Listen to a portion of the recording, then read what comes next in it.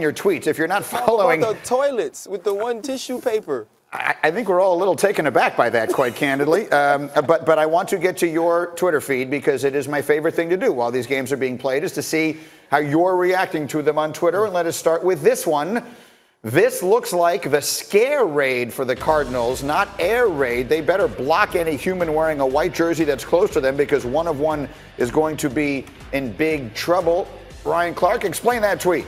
Well, one of one is Kyler Murray, right? He's number one. He's the number one overall pick, and they're going to get him killed. If you're watching this game, they weren't picking up the blitzes. They weren't giving him time in the pocket. And we talked about not only his height, but his stature, right? How he's built. He can't take these hits. And if you look at this offense in this game, they couldn't run the football. He couldn't pass the ball effectively. And they were brought here, Cliff Kingsbury, he drafts Kyler Murray so that they score points. And if this is what we are going to see in this league, then LaMarcus Joyner is right. He's going to run these pretty boy offenses out of the leagues. We're going to get back to seeing 3 people in the backfield running the wing T because there was no protection. They didn't slide the ball anywhere. They didn't slide the protection anywhere. And also David Johnson couldn't get loose in the run.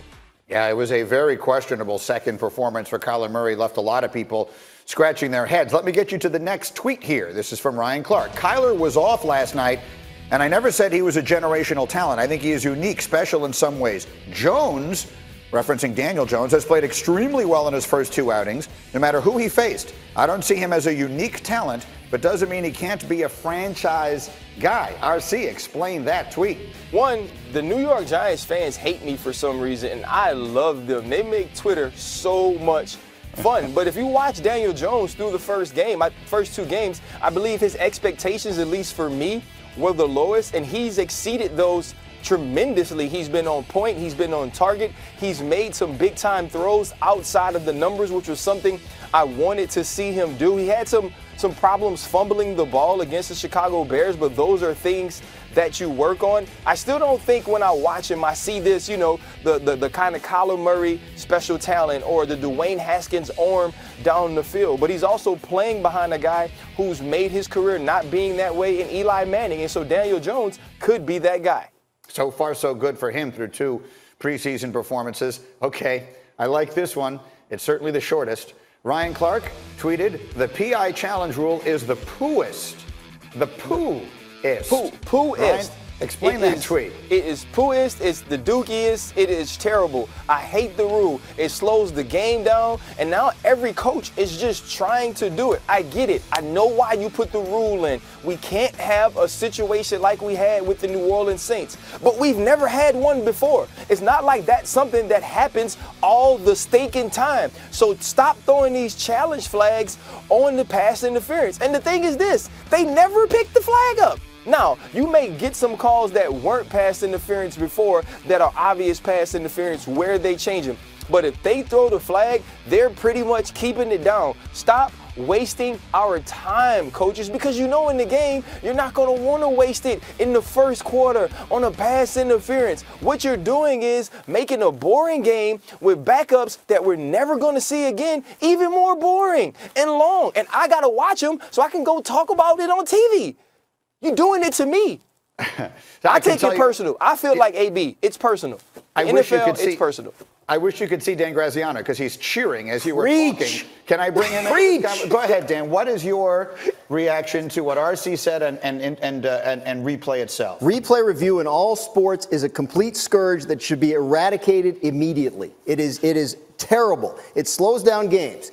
It sends the wrong message to people who are watching, especially kids that play sports. I mean, you don't have to respect umpires or referees. And it's a real slippery slope. If we're at a point where what we're trying to do is eradicate the effects of human imperfection, go with robot referees, go with robot umpires. How long till they put robot players in? For real. I mean, if we can't tolerate human imperfection, that's where this all heads. So I really think it's something that has to be addressed differently than it is. It comes from the players. It comes from the coaches. They want every call to be correct so they can win their games, and I understand that. But from the standpoint of the fan and what these games are like to watch, I really think these sports are doing themselves a lot more harm than good by expanding this instead of reducing it. Not going to lie, you robot players was not where I was expecting this conversation to go. I'm telling you. I will tell you why I disagree, and someone tell me when Swagoo was ready because I want to get him in on this as well. But I will tell you where I disagree. What they have done, instant replay is a good idea, and they have taken it much, much too far. Instant replay was originally placed into the sport in order to correct egregious errors. They have now taken it to places where they will correct something that was probably 51-49 right versus wrong. That's where they've gotten it wrong. But correcting egregious errors, like the one that decided the NFC Championship game last year, remains a good idea. And so, Dan, I will present to you once again the Greeny plan, which is the one-look rule.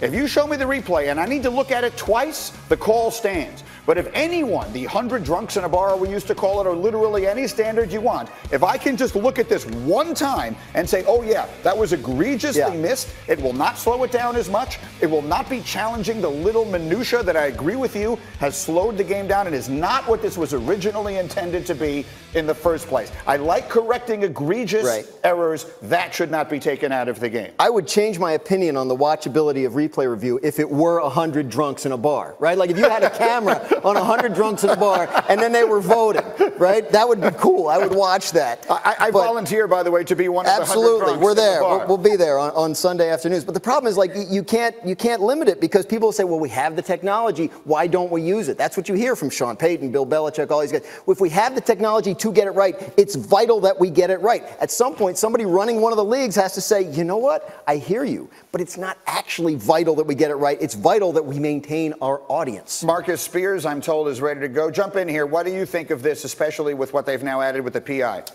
Leave the damn review alone. You need the review, but I'm 100% in agreement with you, Greeny, on the fact that it needs to be for calls that are totally egregious. When I watch football is a game of getting things right, getting things wrong. That's on behalf of the players, on behalf of the referees. So there is an issue when we start to get into this territory of doing subjective calls, right? We look at the Saints call, that's obvious. That should have been an obvious pass interference, and that's the reason we're having this conversation about the PI and all of these rules taking place and translating to the game today. But leave the instant replay there, because you know what happened? You know what happened that Ryan can relate to, that people can relate to with jobs? That cost somebody some money when the New Orleans Saints didn't go to the next round. That cost a walk-on. That cost a player that's been on practice squad all season long another game check. When those type of calls happen, there needs to be an interview a replay. But on these little tic-tac, PI calls, leave it alone. Replay doesn't need to leave, though. The problem is we make these like knee-jerk reactions where we have to have this broad rule for one play. Because it was one play. We've never seen anything like that before, and we probably won't see it again. And here is what I would suggest then. Since we want to replay everything now, and the league wants us to get the call right, and Bill Belichick wants this right, I want to be a part of the replay. You kind of talked about the 100 drunks in the bar. I want the referee mic'd up. I want him mic'd up in New York. I want a camera in New York, and I want to watch them go through the replay. I want to hear them talk through the replay and tell me how they got to the conclusion that the call should be overturned or that the flag should stand. At least I will have some entertainment for the 3 minutes you make me wait to keep the pass interference call on the offense in the Washington Redskins game that wasn't even an offensive pass interference.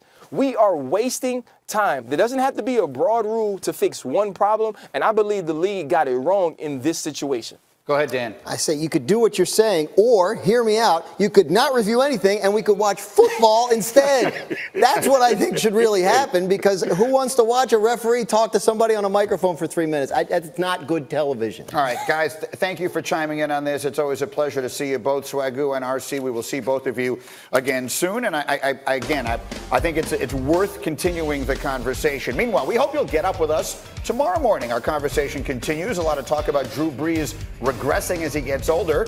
What does the Saints quarterback himself think? We'll ask him. Plus, Jimmy Garoppolo's season cut short by injury last year. We get our first look at him tonight. We'll tell you why he should have a huge year for San Francisco. And all these quarterbacks, we handicap what could be a tight Heisman race. Get up, 8 Eastern, every morning.